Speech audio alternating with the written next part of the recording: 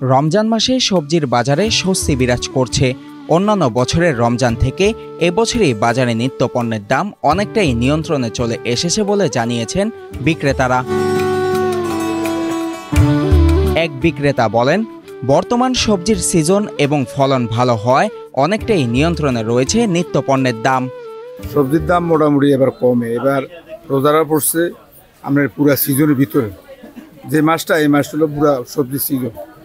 সিম ধরেন না 50 টাকা 60 টাকা, মরিচ ধরেন 60 টাকা কেজি, টমেটো 30 টাকা, গাজর 30 35, লাউ 50 60।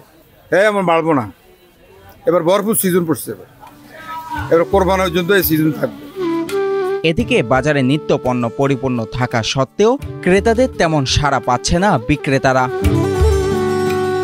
অন্য রমজান থেকে এইবারকার এই রমজানে মানে সকল আইটেম মানে আদা রসুন পেঁয়াজ সব কিছুই সস্তা, মানে অনেক মানে দামের তেনে একদম কম দাম। এবার আলু কন পেঁয়াজ এই যে প্রথম রোজার তেনে আপনার 40 টাকা 35 টাকা, আলু আপনার 20 টাকার থেকে 25 টাকা, ঠিক আছে। আদা রসুন রসুন হইলে আপনার 80 টাকার থেকে 100 টাকা, আদা হয়েছে 120 টাকা।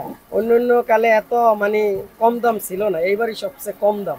কিন্তু আপনার কাস্টমার নাই, মাল আছে, মাল ভরপুর, কিন্তু কাস্টমার নাই বাজারে, ঠিক আছে। এদিকে বিক্রেতারা জানান, 25 রোজার পর থেকে ঈদকে কেন্দ্র করে বাড়তে পারে মাছ ও মাংসের দাম। এখন মাছের দাম রোজার জন্য একটু কম, মানে ক্রেতা কম, রোজার মাছ কম খায়। এই রোজা 25 রোজা পর্যন্ত কম থাকবে। 25 রোজা পর থেকে মানুষদের জন্য খাওয়া খাদ্যের জন্য নিব, আস্তে আস্তে বাড়বে, তখন অনেক অর্ডারও হবে।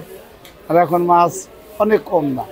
এখন এই কাতল মাছ 5 কেজি কাতল 370 80, রুই মাছ 200 250 300 এক দাম। এখন তো মানে নর্মাল একটা দাম আছে 780 টাকা কেজি। গত সপ্তাহে এই রেটই ছিল, আগামী সপ্তাহে কি হয় বলা যায় না, আগামী সপ্তাহে দাম বাড়তে পারে। বর্তমান বাজারে নিত্যপণ্যের দাম অনেকটাই নিয়ন্ত্রণে রয়েছে, কিন্তু কিছু বিক্রেতারা জানান ঈদকে কেন্দ্র করে বাড়তে পারে মাছ ও মাংসের দাম। শাকিল আহমেদ, 24 ঘন্টা বাংলাদেশ, ঢাকা।